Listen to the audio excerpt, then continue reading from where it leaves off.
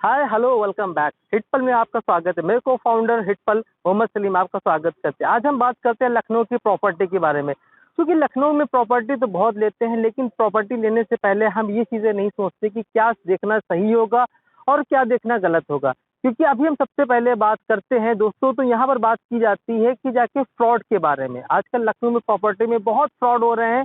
आप देखते हैं कि नाना प्रकार के ग्रुप आते जा रहे हैं और भी चीज़ें आती जा रही, लेकिन हम कभी फ्रॉड इंट्रोड्यूस नहीं करता। तो हमारा काम है, हमारी कंपनी का काम है, हमारे चैनल का काम है कि आपको इस फ्रॉड के बारे में बताना। क्योंकि अगर हम आपको नहीं बताएंगे तो आपकी मेहनत की कमाई, आपकी गाड़ी कमाई खराब हो जाएगी, और हम नहीं चाहते कि आपकी गाड़ी कमाई खराब हो। क्योंकि लखनऊ में आप अगर मकान ले रहे हैं या प्रॉपर्टी ले रहे हैं या प्लॉट ले रहे हैं या कमर्शियल रेजिडेंशियल कुछ भी प्रॉपर्टी ले रहे हैं, तो उन प्रॉपर्टी के अकॉर्डिंग आपको उन बातों को जानना बहुत ज़रूरी रहेगा जो कि आपके लिए बेनिफिशियल है। आप लखनऊ के बाहर हैं, आप पूर्वांचल से, आप मध्यांचल से हैं, आप बाहर से हैं, आप एनआरआई हैं, आप गल्फ कंट्री के या मिडिल ईस्ट से। लेकिन सबसे ज़रूरी बात है कि जो हम प्रॉपर्टी हम खरीद रहे हैं, जो प्रॉपर्टी हम परचेज कर रहे हैं, क्या प्रॉपर्टी सही है, क्या सारी सारी चीज़ें हमने देख ली हैं।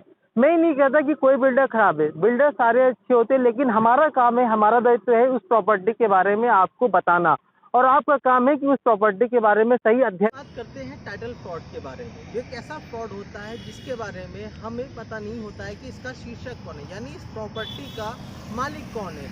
ज़्यादातर इन प्रॉपर्टी में देखा गया है कि वो प्रॉपर्टियाँ जो प्रॉपर्टियों के मालिक बाहर रहते हैं या शहर से बाहर रहते हैं या देश के बाहर रहते हैं, और जनरल लोग जिनकी पावर ऑफ अटॉर्नी अपने नाम बनाकर उन प्रॉपर्टियों को सेल करते हैं। तो ये भी टाइटल फ्रॉड में आता है, जिसके पता नहीं होता कि इसका शीर्षक करते हैं। पहली बात आती है, प्रॉब्लम आती है कि टाइटल फ्रॉड में बहुत सी चीज़ें इंक्लूड होती हैं, बहुत सी चीज़ें इंक्लूड नहीं होती। हमें जब प्रॉपर्टी लेनी होती है तो टाइटल फ्रॉड में पता ही नहीं होता कि लोन क्या है, प्रॉपर्टी में डिस्ट्रीब्यूट क्या है, उसके हिस्सेदार कितने हैं, कितने हिस्सेदार नहीं हैं, लीज एग्रीमेंट है कि नहीं। अगर लीज एग्रीमेंट बिल्डर के नाम पर है तो उसकी बिल्डर को बेचने का हक है। अगर बिल्डर ने अपने हिस्से की ज़मीन बेच दी, कभी कभी क्या होता है बिल्डर लैंड ओनर के हिस्से की ज़मीन को भी सेल करता है, तो ये भी एक टाइटल फ्रॉड के बारे में आता है। हम पूरी तरह से जब तक जांच पड़ताल नहीं करते उस समय तक बहुत देर हो जाती है, और हमारी मेहनत की गाढ़ी कमाई काफ़ी दिनों तक फंस जाती है या रुक जाती है। अब क्योंकि आप बाहर से होते हैं, इसलिए लखनऊ आ पाना या उन चीज़ों को बात कर पाना जल्दी आसान नहीं होता है। तो इस तरह की टाइटल फ्रॉड या शीर्षक का पता न होना भी फ्रॉड, इस तरह के फ्रॉड आते हैं।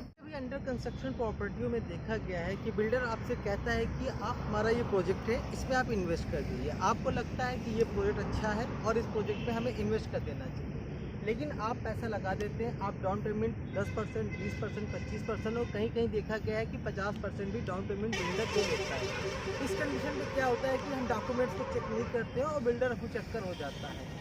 ऐसा फ्लैट में भी होता है, प्लॉट में भी होता है, और अंडर कंस्ट्रक्शन प्रॉपर्टी में होता है। कभी कभी हमारा एक सैम्पल फ्लैट या रो हाउस बनाकर हमें रिप्रेजेंट किया जाता है और कहा जाता है कि आप इस प्रॉपर्टी में इन्वेस्ट करें और हम 2 साल में आपको पोजीशन दे देंगे। लेकिन इस कंडीशन पे हम डॉक्यूमेंट्स को चेक नहीं करते हैं, और डॉक्यूमेंट्स को चेक ना होने की वजह से जो है बिल्डर कभी कभी ठग जाता है और हमारी मेहनत की गाढ़ी कमाई वहीं पर फंस जाती है।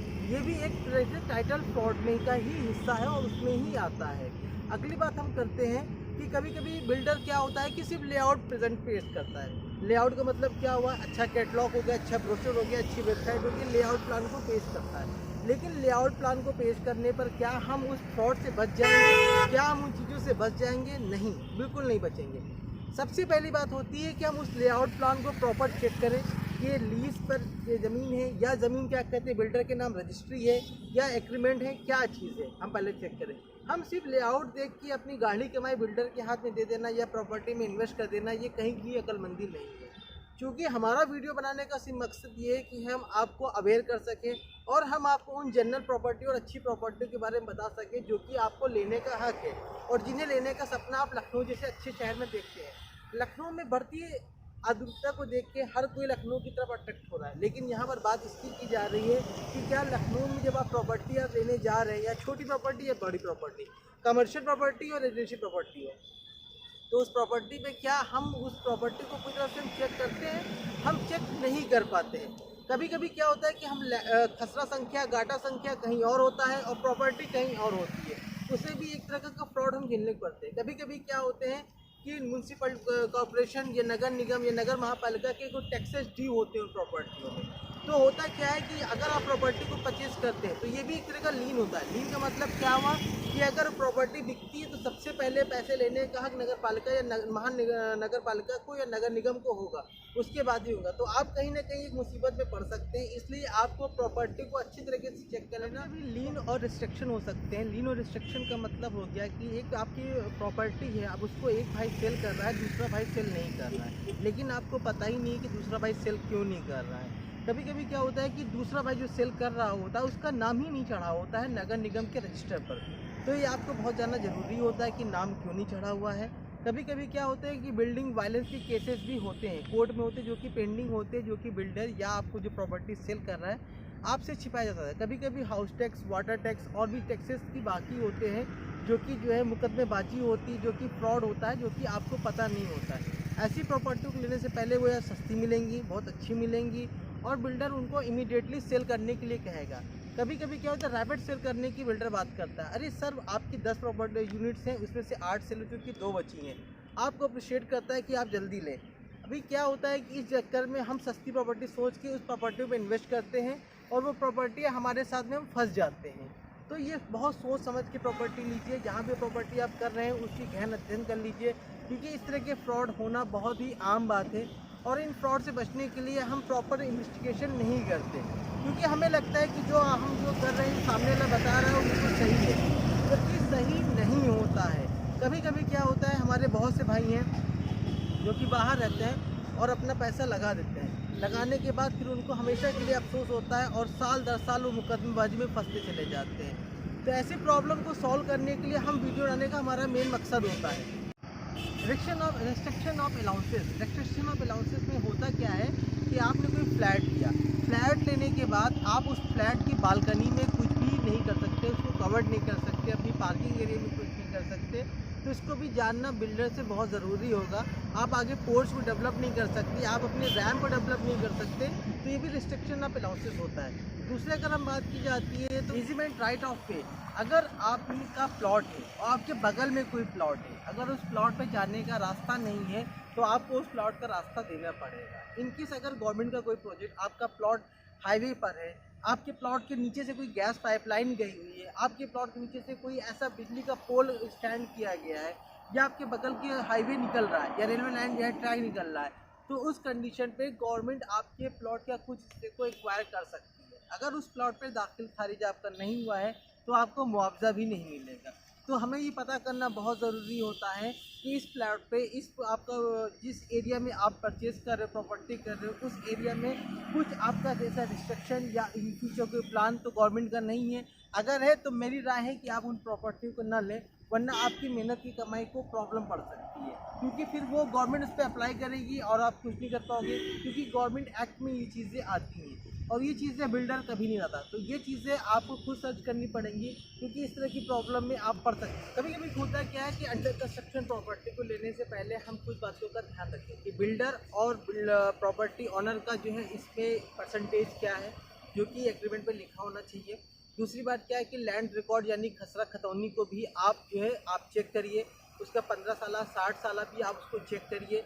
ज़मीन कहीं या वन विभाग की तो नहीं है, या ज़मीन कहीं पट्टे की तो नहीं है, या ज़मीन कहीं ग्राम समाज की तो नहीं है, या ज़मीन में कोई डिस्ट्रीब्यूट तो नहीं है, या ज़मीन कभी सरकुल नजूल की तो नहीं है। कभी कभी नजूल की ज़मीन पे भी फ्रॉड पेपर बनाकर भी उनका भी यूज़ हम करते हैं, लेकिन यहाँ पर देखा गया है कि जो है आपको बहुत सतर्क रहना चाहिए, ताकि उन चीज़ों का आप प्रॉब्लम में ना आ जाएं। पट्टे की ज़मीन को जो है 15 साल के बाद संक्रमणीय करा के हम बेच सकते हैं।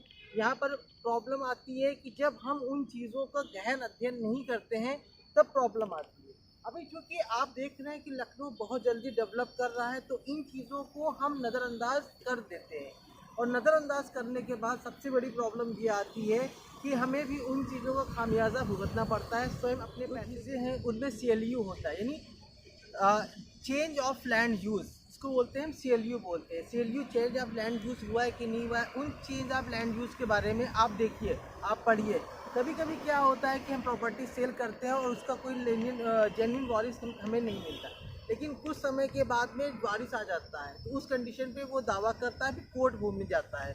इस कंडीशन पे अगर कोई वारिस आता है, अगर कोई केस हुआ है और बिल्डर आपसे कह रहा है कि केस ख़त्म हो गया है, तो उसका फाइनल जजमेंट क्या हुआ, उस फाइनल जजमेंट की कॉपी भी हमारे पास होना बहुत ज़रूरी है, ताकि उस फाइनल जजमेंट के बिहाफ पर उस प्रॉपर्टी को हम जो है बाय डेवलपमेंट ऑफ एग्रीमेंट जो कि बिल्डर के साथ लैंड मालिक का होता है, और पावर ऑफ अटॉर्नी को भी यह होता है जो कि पावर अटॉर्नी क्रिया या बेच सकता है। अभी 15 साल, 30 साल, 60 साल सब चेक करें।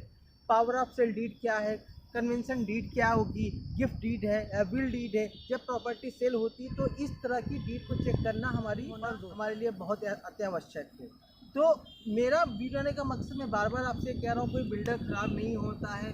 सिर्फ हम धोखा जब खाते हैं जब हम खुद सतर्क नहीं होते, तो हमारी सतर्कता ही बहुत ज़रूरी है हमारे के लिए। कोई बिल्डर ख़राब नहीं है, कोई कुछ भी ख़राब नहीं, सिर्फ हमें चाहिए कि मॉर्गेज डॉक्यूमेंट उस प्रॉपर्टी पर कोई अगेंस्ट लोन तो नहीं है। अगर लोन है तो लोन वो क्लियर हो गया है बैंक से या LIC से या जहाँ से लोन लिया गया है, उसकी आप NOC जरूर ले लें, नो ऑब्जेक्शन सर्टिफिकेट जरूर ले लें। कभी कभी आप ना उस प्रॉपर्टी पे जाकर प्लीज़ उसका फिजिकल सर्वे करिए। फिजिकल सर्वे करने से क्या होगा कि यहाँ पे कुछ तालाब या गड्ढा या तार कुछ ऐसा कुछ नहीं है, अगर इत्यादि वहाँ पर हाई टेंशन तार तो ऊपर से नहीं गया है, या वहाँ कोई बगल में कोई स्कूल या ऐसा कुछ तो नहीं बन रहा है जिसकी ज़मीन आप गवर्नमेंट स्कूल या जिसकी ज़मीन बिल्डर एक्वायर करके उसकी बैंड वॉल करा के अपने अंडर में ले रहा है। तो इन चीज़ों का सर्वे करना, फिजिकल सर्वे करना भी आपके लिए बहुत बारे में देखा गया है, जिसको हम बोलते हैं अश्योर्ड रिटर्न, यानी सुनिश्चित वापसी। सुनिश्चित वापसी का मतलब ये हो गया कि बिल्डर आपसे बोलेगा जनाब आप हमारे पास पैसे लगा दीजिए और हम आपको 20%, 30%, 50%